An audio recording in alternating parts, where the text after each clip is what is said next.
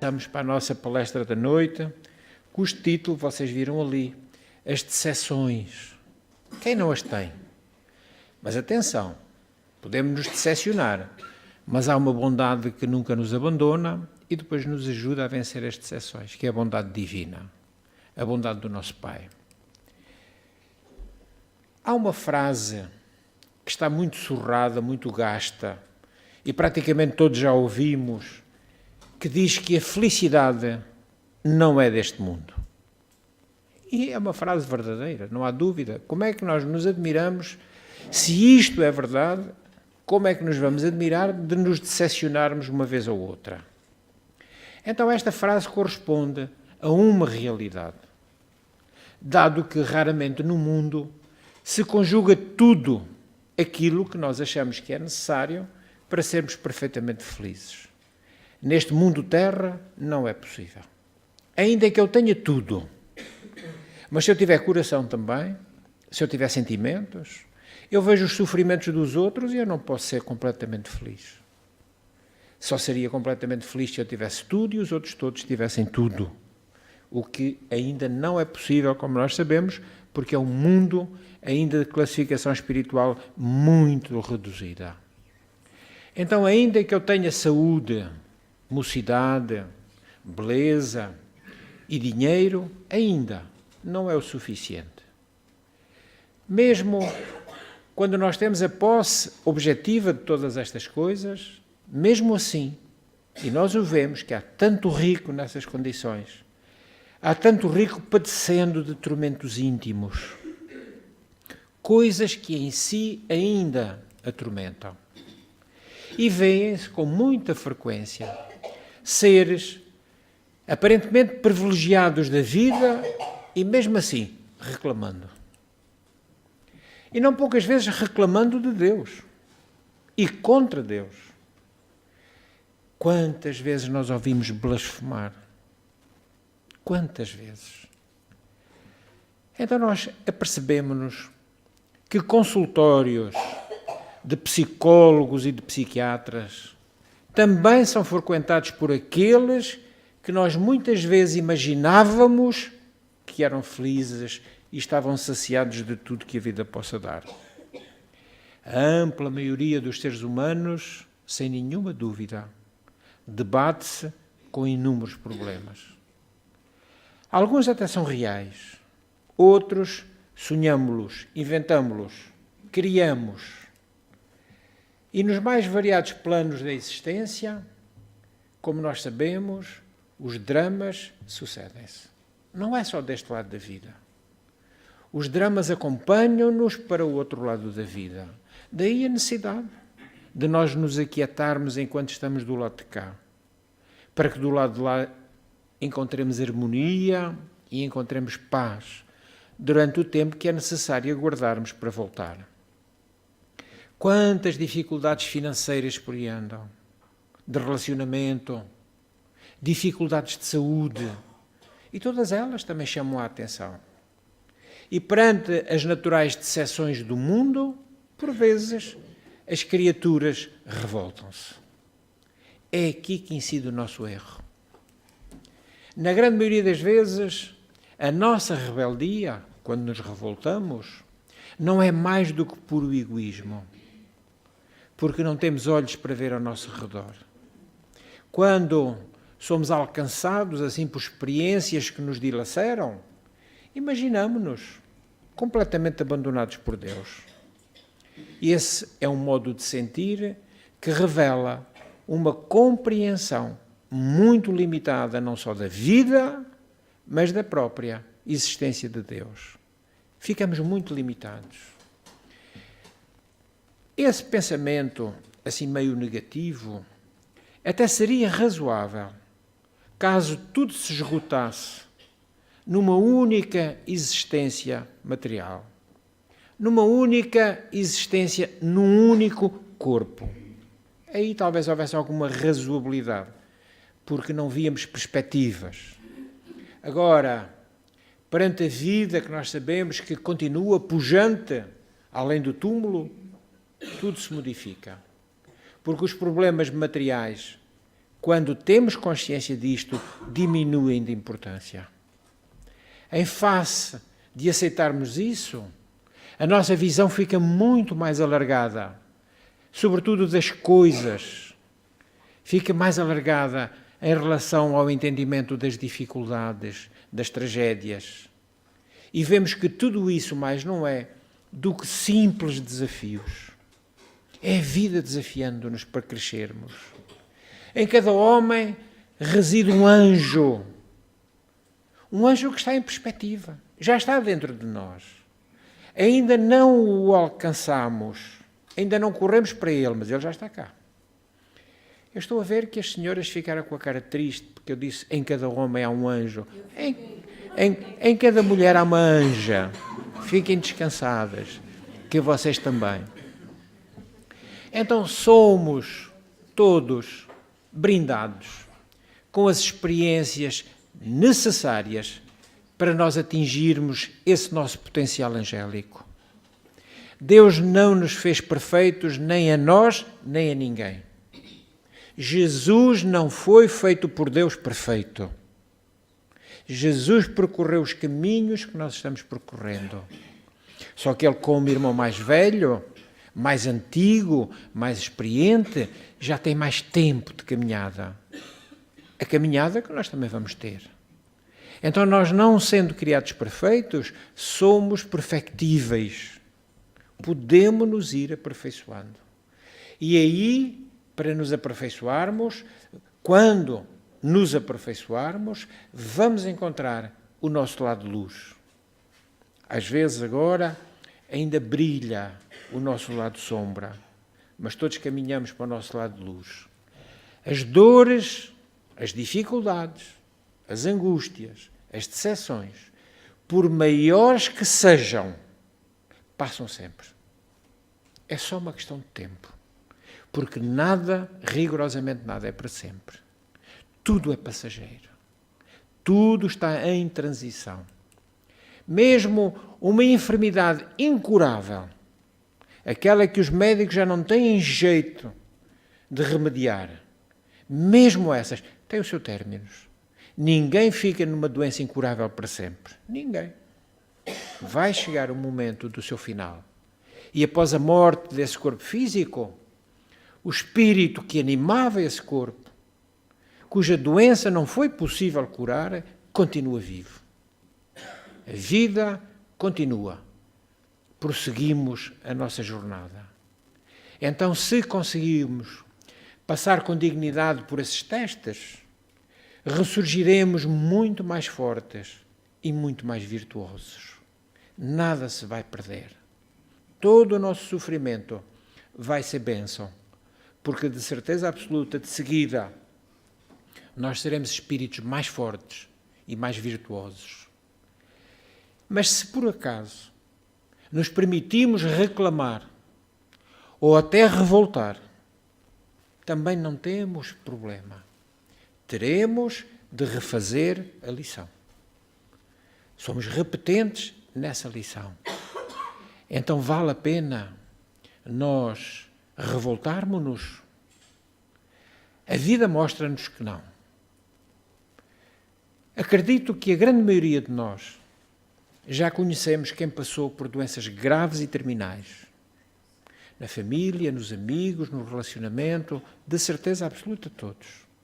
E todos constatamos que aqueles que passaram essas doenças com relativa mansidão sofreram menos e desencarnaram melhor. Todos os revoltados, todos aqueles que se descabelaram em todas as fases da doença, reclamando de tudo e de todos, inclusivamente reclamando contra os médicos, os enfermeiros, os medicamentos, que nada presta. Todos eles desencarnam com tormento muito mais volumoso, muito mais com dor, muito mais lancinante, com a agravante que vão voltar para refazer a lição que não aprenderam dessa vez. Reclamações e revoltas são rigorosamente o contrário de resignação. A resignação é calma, é tranquila. A revolta é barulhenta. é muito negativa. Então convém nós termos isto presente na nossa mente para enfrentarmos qualquer crise que venha à nossa vida. Ter esta lembrança sadia, todos os dias, ao acordarmos, dizermos para nós próprios que o dia de hoje seja como tu queres, Senhor. Eu estarei resignado para o enfrentar. E em cada momento da nossa vida, sobretudo quando algo nos doa, termos esta resignação em nós. E será porquê? Deus é ou não um Pai amoroso e bom?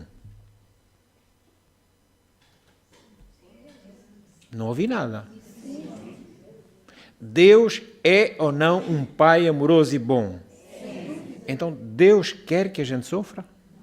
Como é que eu me vou revoltar contra Ele? O sofrimento que está em mim ou que se encontra em mim, fui eu que o criei, não foi Deus. Ora, como é que eu me vou revoltar contra Deus se eu sou herdeiro daquilo que faço? Então tenhamos a certeza.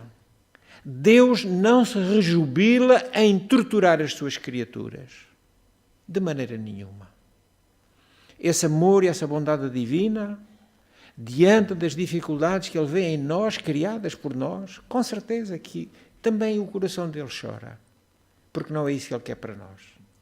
As dores do mundo, que afinal são as nossas, todas têm sublimes finalidades. Não há nenhuma dor sem história. Todas, sem exceção. Se nos fosse possível ver lá atrás, todos iríamos encontrar o porquê da dor de hoje. Mas se calhar era muito pior sabermos porque é que essa dor hoje está em nós. Porque ela ia se agravar. Porque com certeza o arrependimento, o remorso, tudo isso ficaria morando em nós, fazendo mais sofrimento ainda. Pensemos que a maioria destas dificuldades são geradas pelos próprios homens, pelas próprias mulheres, as criaturas, com as nossas paixões desenfreadas, enlouquecidas muitas vezes, os nossos erros. E tudo isto pela nossa ignorância. Porque ignoramos uma lei.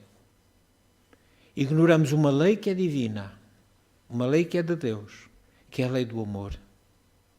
Vejam como então é importante nós sabermos.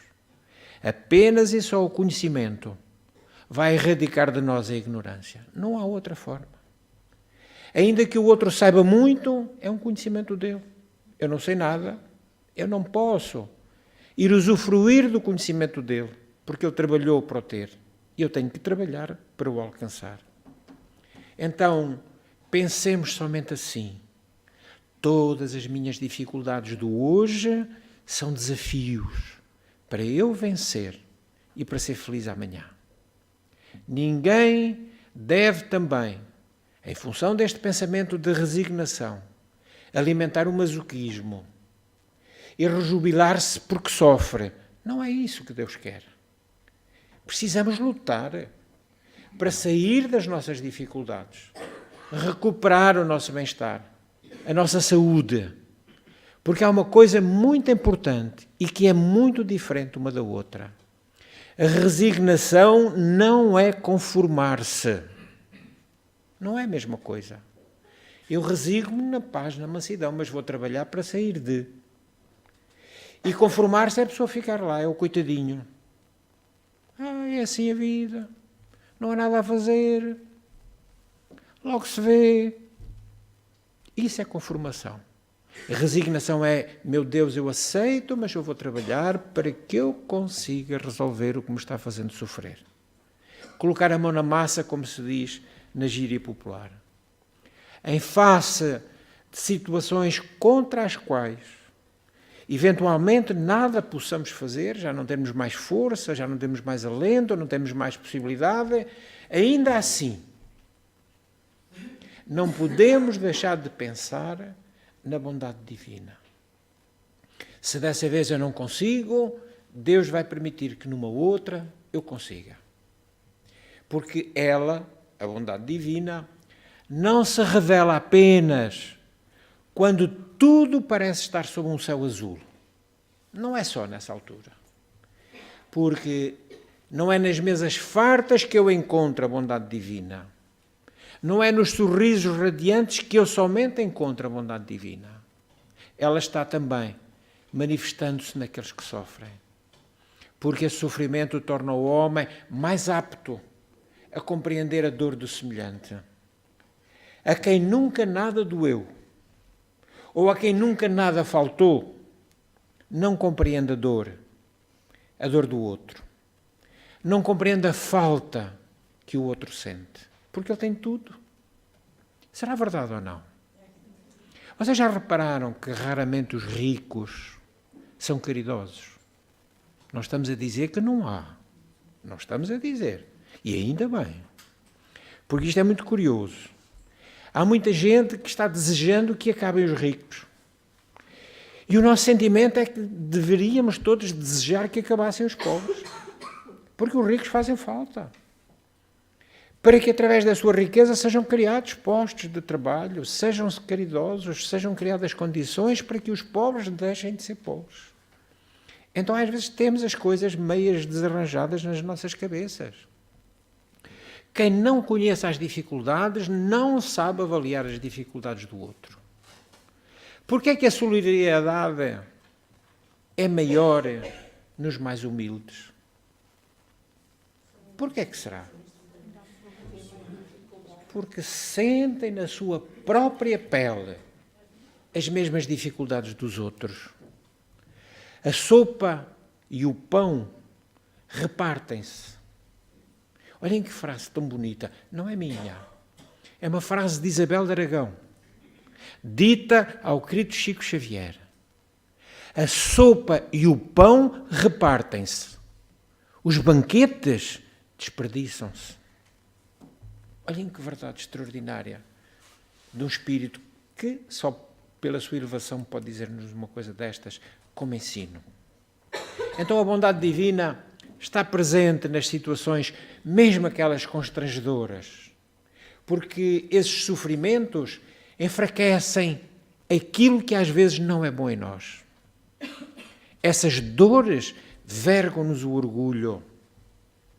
Essas dores vergam-nos a vaidade. E essas dores não nos deixam ficar indiferentes, precisamente perante as dores dos outros. Esta vida na Terra, esta nossa reencarnação atual, é passageira. Ninguém está aqui para sempre. E ela destina-se somente ao aprendizado que vai levar ao burilamento do ser, ao aperfeiçoamento do ser que eu sou. Já me aperfeiçoei alguma coisa noutras reencarnações. Nesta estarei me aperfeiçoando. Muitas outras lá para a frente me faltam para que eu continue a fazer esse aperfeiçoamento.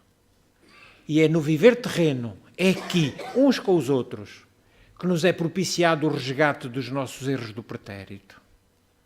Porque as dores de hoje são o efeito disso. E esse pretérito, esse passado, pode ser próximo, pode ser da última reencarnação, mas pode ser de há 20 ou 30 reencarnações anteriores, porque foi tão grave, tão grave, tão grave, que eu venho pagando lentamente essa dívida para com a minha própria consciência. É então tudo, as dificuldades todas, preparação para as etapas que serão sublimes de certeza absoluta no nosso existir imortal. Nós somos imortais. Meu Deus! Quando isto entrar no coração de todos, no coração de toda a humanidade, que nós nunca mais acabamos, nós vamos ter muito melhor consciência da nossa responsabilidade. Nada acaba na morte do corpo. Então, neste mundo, que é um mundo material, e ainda muito inferior, já dissemos, em que há entre-choques e há as tais decepções, porque elas, em função desses entre-choques, são inevitáveis. Escolhemos vir cá precisamente para isso, para enfrentarmos esses choques e sem nos decepcionarmos. Ora, para isso, exige-se-nos algo. Uma fé. Uma fé viva e raciocinada. Uma fé que compreenda de verdade a bondade divina. Para eu nunca mais recalcitrar contra as dores que venham a mim. É essa fé viva que vai permitir que nós, as criaturas, conservemos nos nossos corações a liberdade suficiente para não nos amargurarmos. Então vamos todos, neste início de um ano novo, no início deste 2018, vamos todos fazer que este ano seja uma etapa evolutiva através da nossa plena dedicação à vida. Dedicarmos-nos a compreendermos as coisas e, de certeza absoluta, iremos ser menos infelizes. Não estamos dizendo que tudo vai ser mar de rosas, que as nossas dificuldades vão desaparecer por encanto. Nada disso. Elas vão continuar connosco. Mas compreendendo-as e aceitando-as, sofreremos muito menos. Não nos esqueçamos ainda de uma coisa tão importante. Todas as lágrimas que derramarmos, todas, não nos esqueçamos, são calmantes. São os calmantes que nos são dados pela bondade divina. As nossas lágrimas são as palavras da nossa alma. A nossa alma não tem voz, mas tem palavras. Quando parece que arrebentamos, porque não conseguimos já sequer verbalizar os nossos sentimentos, essas palavras da alma surgem. São as lágrimas. Por vezes não é fácil traduzi-las, mas quase sempre a emoção que elas expressam deixa claro quais são os nossos sentimentos. Se estamos alegres, se estamos doridos, angustiados, desesperados, ou até se estamos com raiva, porque às vezes choramos de raiva. Existem pessoas que afirmam ter uma grande dificuldade para chorar. Algumas, até com certa inveja, comentam sobre a facilidade de que os outros têm demonstrando os seus sentimentos através das lágrimas. E até há quem acredite que as lágrimas são apenas somente um atributo das mulheres. Porque se forem nos homens, elas atestam fraqueza, fragilidade. E acerca disto lemos recentemente uma história muito curiosa.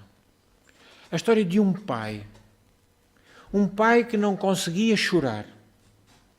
E foi surpreendido por uma pergunta do seu pequenito, do seu filho de 5 anos. Pai, por que é que eu nunca ouvi chorar? E ele ficou meio atrapalhado. O que é que ele iria responder à criança? Pensou rapidamente que talvez fossem os seus anos de raiva, de tristeza e até de alegrias engolidas que o impedissem de expressar os seus sentimentos com lágrimas. Ou até talvez porque for educado com conceitos errados, que não são conceitos, são preconceitos, de que o homem não deve chorar. Para nós vermos como isto é errado, já dissemos hoje, já falámos de Chico Xavier e vamos falar outra vez. Chico Xavier dizia: no dia em que eu não choro, não vivi. Vejam a importância que ele dava ao sentimento que o levava às lágrimas. Continuando com a história daquele pai, aquele pai sofria problemas como os outros, mas tinha um que era bastante grave. Era um pai depressivo e lutava com a sua depressão há muito tempo. E somente foi capaz de responder à criança: filho, as lágrimas fazem bem para que os meninos e as meninas se sintam bem. Fico feliz quando vejo que tu és capaz de chorar, meu filho, quando estás triste. Os pais às vezes têm dificuldades para mostrar como se sentem. Talvez eu possa melhorar um dia. Os dias seguiram, a vida continuou, e aquele pai passou a orar insistentemente a Deus, rogando-lhe que alguma coisa, alguma vez, o fizesse sentir-se melhor. E aproximou-se um período festivo na escola do seu filho. Aquelas festas das crianças que têm a sua magia, têm o seu encanto. E, curiosamente, o diretor daquele colégio, daquele estabelecimento de ensino, frequentado pelo pequenino José, de 5 anos, perguntou aos pais se ele poderia cantar uma pequena canção nessa festa da escola. E é natural que os pais encheram-se de entusiasmo. Aquela criança tinha até alguns pendores para a música. Já estudava piano desde os 4 anos, portanto há 1 ano. E gostava muito de andar sempre cantando. Os dias foram passando e foram sendo marcados no calendário, porque se aproximava rapidamente aquele evento escolar. Pais e filhos, agora à medida que a data se aproximava, iam ficando um pouco assustados, nervosos pela responsabilidade. O menino começou a temer não conseguir cantar como deveria. O pai, principalmente o pai, compareceu àquela cerimónia com expectativas limitadas. Colocou-se no lugar do filho e viu que ele mesmo seria incapaz de enfrentar toda aquela plateia que estava ali para assistir. Eram muitas centenas de pessoas para assistir àquela festa. A criança, vestidinha, com uma roupa branca bonita, aproximou-se do microfone e começou a entoar as notas da canção, uma a uma.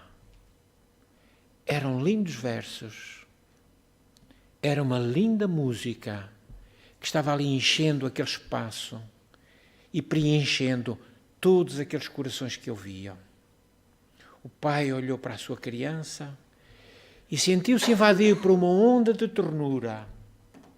O que o seu filho estava cantando tinha o sabor quase de uma eternidade, uma beleza sem par. Parecia-lhe que ele era um anjo cantando. Parecia-lhe que ele se tinha corporificado um anjo. E perante toda aquela gente, para brindar com aquele presente carinhoso àquela festa tão linda, o pai, quase sem se aperceber, começou a sentir um gosto salgado na sua boca, porque grossas lágrimas corriam na sua face, descendo na direção dos lábios. A canção terminou. Ele buscou o filho, que ainda estava nos corredores. Ajoelhou-se para ficar à altura dele, como nós devemos fazer para conversar com as crianças.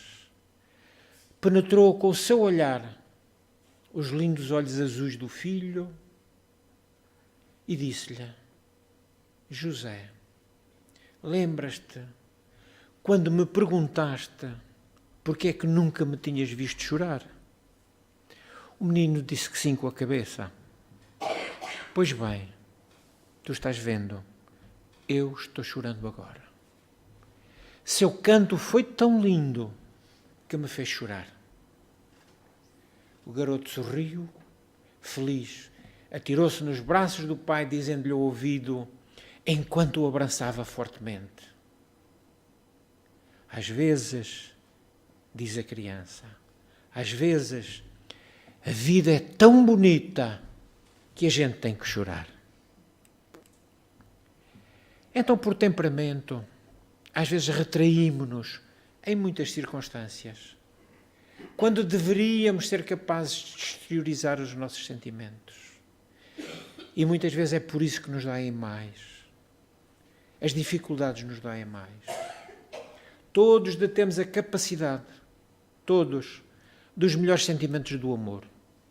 Expressá-los permite que outros compartilhem das nossas emoções, das alegrias ou das dores, aquelas que nos invadam o nosso íntimo. E também nós sermos capazes de convidar os outros ao exercício da humildade e da fraternidade. As lágrimas são a companhia dos humildes, sem nenhuma dúvida. Quando sentirmos que estamos tocados nas fibras mais delicadas do nosso ser, pela música, por um gesto de carinho, uma conquista dos nossos pequeninos, permitamo-nos, diante de todos, que as lágrimas doces deixam no nosso rosto, porque elas vão ser a expressão do amor que alimenta outros amores, sem vergonha, porque ninguém evolui realmente sem o cultivo de sentimentos mais edificantes. E assim, muitas vezes na vida, vivenciamos situações em que a emoção é tanta que nos faltam palavras para expressar os nossos sentimentos. É uma emoção muito forte. Então, nessa altura, podemos considerar, já que não temos palavras na boca, que as palavras sejam as palavras da nossa alma através das lágrimas. É através delas que nós iremos ser capazes de demonstrar incontáveis sentimentos. As lágrimas, na maioria das situações, escorrem dos nossos olhos sem que tenhamos controle sobre elas. Em alguns momentos elas contam histórias de dores, mas também sabemos que, em sua essência, apesar dessa dor, elas têm sempre algo de belo. Quando elevamos o nosso pensamento, sintonizando com a espiritualidade, para fazermos preces sentidas, inclusivamente com o nosso anjo protetor, ou com o nosso amado amigo Jesus, ou com Deus, os nossos olhos ficam marejados. Observemos a própria natureza. Temos a oportunidade de presenciar alguns espetáculos que a natureza nos oferece. E aí, diante daquela beleza, emocionamo-nos, porque ali está dentro de nós a perfeição divina. Seja na presença de um pôr do sol, de uma queda de água ou de um lindo arco-íris. E é ali, nessas alturas, ou diante do nascimento de uma criança. Somente nessas alturas as lágrimas são capazes de traduzir e qualificar a magnitude desse instante divino. Porque ali está a obra de Deus. Quando estamos sensíveis, às vezes até carentes, por alguma manifestação de afeto, quando até necessitamos de um simples aperto de mão, ou de um afago, de um abraço que venha carregado de amor, às vezes isso só basta para despertar em nós, ou provocar em nós, as nossas lágrimas. E quando, já dissemos e repetimos, quando deixamos que o som de uma música elevada, alcance o nosso coração, somos capazes de chorar de emoção. Porque ali naquela altura estamos a sentir a nossa alma tocada, acariciada por aquela doce e vibrante melodia. Eu peço ao Paulo que coloque, por favor, baixe a luz e coloque o que eu lhe pedi. Vamos deixar que penetre em nós a maviosidade desta melodia.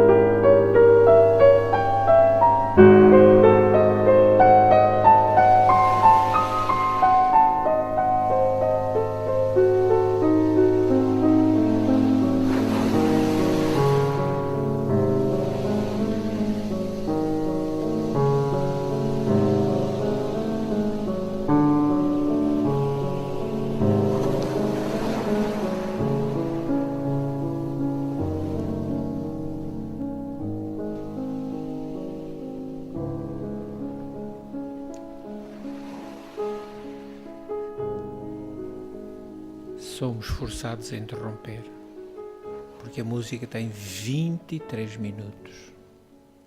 Ouçam-na depois completa e vão ver quanta beleza está aqui, numa música carregada de um amor profundo, porque o que está por trás desta composição é uma história muito linda. Nos últimos anos da sua vida, Beethoven, já praticamente surdo por completo, não deixou de não querer ter um amor platónico por uma jovem muito linda que ele estava a ensinar a tocar piano. Essa jovem era invisual, era cega em absoluto. E em conversa amena com o seu mestre, quando ele a interrogou o que é que ela na vida mais gostava, ela disse-lhe que era ver o luar. Foi embora. Beethoven sentou-se ao piano e compôs esta melodia que ele chamou Sonata ao Luar. E se nós soubermos isto e ouvirmos esta música, nós vemos o luar. Os nossos olhos fechados vão ver o luar.